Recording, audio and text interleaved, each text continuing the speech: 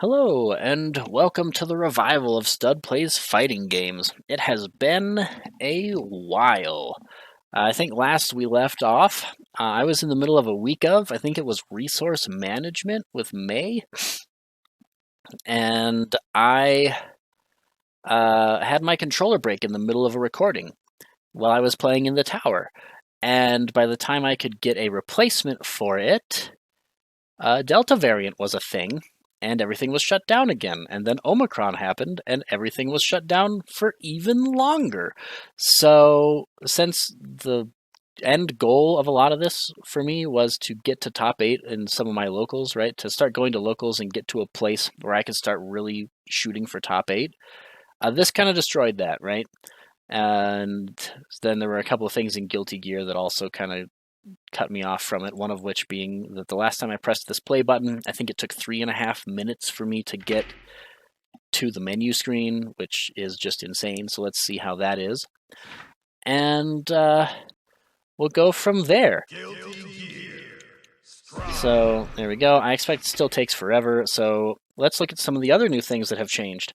The big one here is that there's now an actual rating update. So this website picks off information from Guilty Gear Strive and uses it to make an actual rating system from tower matches. So you can see that it goes by the player and the character that they're using, gives you a rating, gives you a deviation, which is basically how confident it is that you're playing this. Like, it thinks that this is your rating, but it could be off by this much one way or the other. And yeah, there's a fax we can look at real quick. So, how does this work? It sort of shows you what your win probability is for different ratings. What's a good rating? It looks like the average is about 1500. So like the low end of average or the high end of average are these ones. Yeah, and this is telling us how confidence rating works, but we just talked about that. And new players start out at 1500 plus or minus 7. So this means that it thinks you're an average player, but it has no confidence in that whatsoever. And then it scrapes every minute, which is huge, and recalcs every hour, so you can look at it more than just once on the hour. Some extra stuff here that's interesting. Win rate, expected wins, just some stuff that you can read if you're interested in this system. Can you gain more rating by farming lower level players? Not really, right? So basically, unless you are beating that lower level player more than like 85% of the time, the game expects you to beat them 85% of the time. So you have to beat them even more than that. And if you lose a lot of rating because of that, right? Because you should go exactly even with the player if you're beating them essentially like once out of every 6. Like if you're losing once out of every 6 times, you're pretty much going to stay where you were. So you have to be careful. It's better to play against players that are close to your skill level. And that's a good habit anyway, because those players are going to teach you things that you want to learn at your level, instead of letting you get away with things that you can at the lower levels. Yeah, and this works even if you're on a console, which is huge, and once crossplay is coming, which as we just noticed was pretty soon, there's going to be a single rating site. And then ratings, so it looks like their deviation changes over time if you don't play for a while. They have a matchup chart, which is cool, and you've got only replays from the tower count.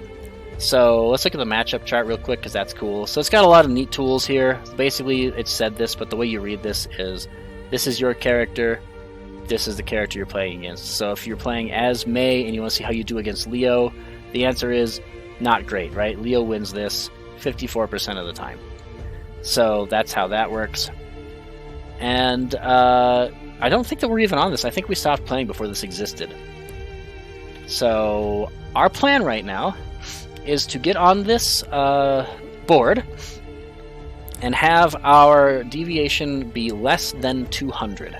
So we want it to have some reasonable confidence. And we're going to take a step back here.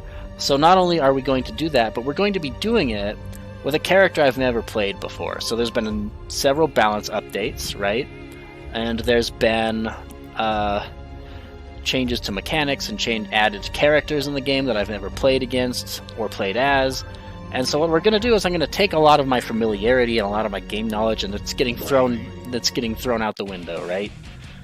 And the reason I'm doing this is so that we can see kind of what it's actually like to learn a fighting game. Obviously, I can't unlearn the things that I already know about Guilty Gear and fighting games in general, but we can get as close as possible, and we will probably still wind up around 1,000 or 1,200, like a below average player is where I'm guessing we'll be when we start this. So I've decided I'm going to pick Testament. I've never played this character. This character wasn't out the last time that I played this game, and just kind of have to learn how to play him. So it says that they're a balanced character that's fairly easy to use, so that seems reasonable. This is something that I might pick when I'm trying to learn a game. And since they play like Sol and Kai and Mei, right? Like these characters play a pretty simple game most of the time. And I expect this to also be the same. But yeah, I'm expecting to be somewhere around the 1,000 to 1,200 marker of like a low end of an average player, or maybe even below that. And that's kind of where I'm hoping to be. And what we're going to do is build from there. And I'm just going to show how that process works. And we're going to be using this as a way to show how that progress looks. We're not going to be using this as a way to see how I'm doing. That's not how this works. What will happen if you do that is you will start doing results-based decision-making, and that is bad. Ask Enron. Results-based decision-making is bad decision-making, and if you don't know who Enron is, that might have dated me, but also go check out Smartest Guys in the Room. It'll teach you a lot of useful life lessons about the fall of Enron. And the biggest one is that results-based decision-making is bad decision-making. So once we've gotten ourselves below the 200 threshold for our variation here, then we're going to start working on things. And what's going to happen is our rating is probably going to drop as we work on things. So let's say every time that I get clipped in neutral, we start at 1,000, then we bump up to like maybe 1,300 to 1,500, and we hit that first plateau, right? And I decide the answer is I need to be better at defense, right? Like we're at a point now where even though my neutral is better than theirs, they're getting a win in neutral some point in time in the game, and then I just die every single time, right? I need to give myself more chances on defense. What we're going to do is we're going to start trying to instant block, we're going to start FDing, we're going to start fuzzy jumping or fuzzy blocking with backdashes, or against their mix-ups, or fuzzy throw even. And what we're going to get is a bunch of things that we're bad at, right? And we need to get better at. So we're going to start getting hit in places we normally wouldn't be getting hit because we're trying to instant block, or because we thought we had FD and we didn't have meter, or any of the things that can happen here. And we got a bunch of stuff on our mental stack, so we're going to be letting players get away with stuff that we would normally be able to react to. But eventually what happens is these things become part of our basic habits. We're like, oh, we see this situation, this is where I want to fuzzy because it beats this, this, and this. And these are the options they've shown or whatever, right? And then that'll just happen in your brain. You'll just do it, and you'll have your mental stack back. But until then, we probably go from like 1,300 or 1,500 to like 12 to 1,400, right? We're going to lose like a solid chunk of rating as we get better, but then we'll start going up. We'll start slowly climbing above that plateau.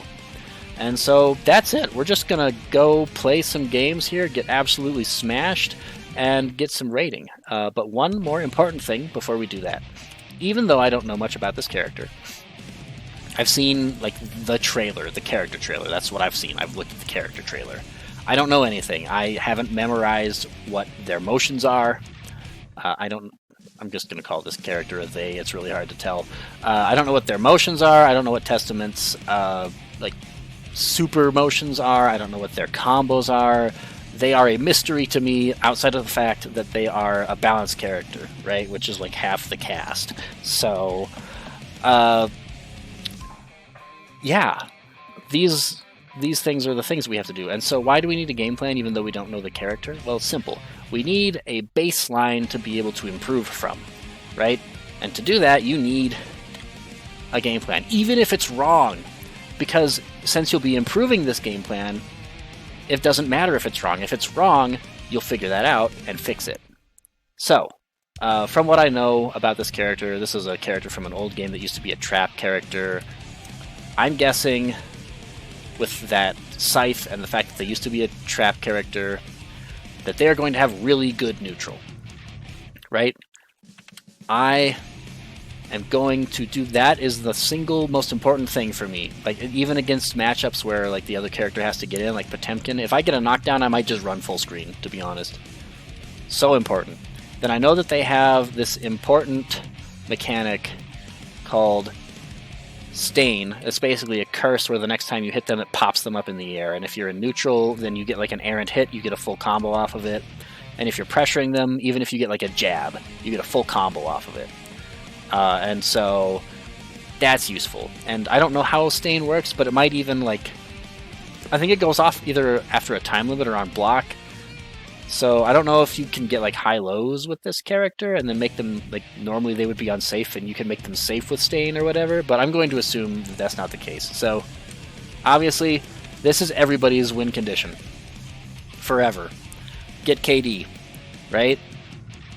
If you get a knockdown, you can probably either get Stain or go find yourself a really powerful neutral position where you've got like the Crow is out or you've set up a trap or something and now they have to get back in. So knockdowns are really important. And then I don't know how this character wins, but I'm guessing their pressure is the same as most balanced characters. So here's my full entire game plan. If we don't know what we're doing, go to neutral. We should be really good in neutral. If we have Stain, then we can start being a little more risky. We can play to catch a hit because like we'll probably win trades. We are probably getting huge conversions off of really small hits. This lets us play a little more risky and still get a lot of gain out of it, right? This increases our reward a lot. And then get knockdowns. So yeah, if I get a knockdown, I might just go back to neutral. I don't know how to set play with this character. It's probably a good set play character if it still runs traps. I don't care. We're gonna run to neutral. If we have Stain and knockdown, we're probably going in. And we're going to go in with our strike throw. And that's our entire game plan. I don't know anything else about this character. So, that's all. Gonna go get ourselves some rating, and I hope to see you there.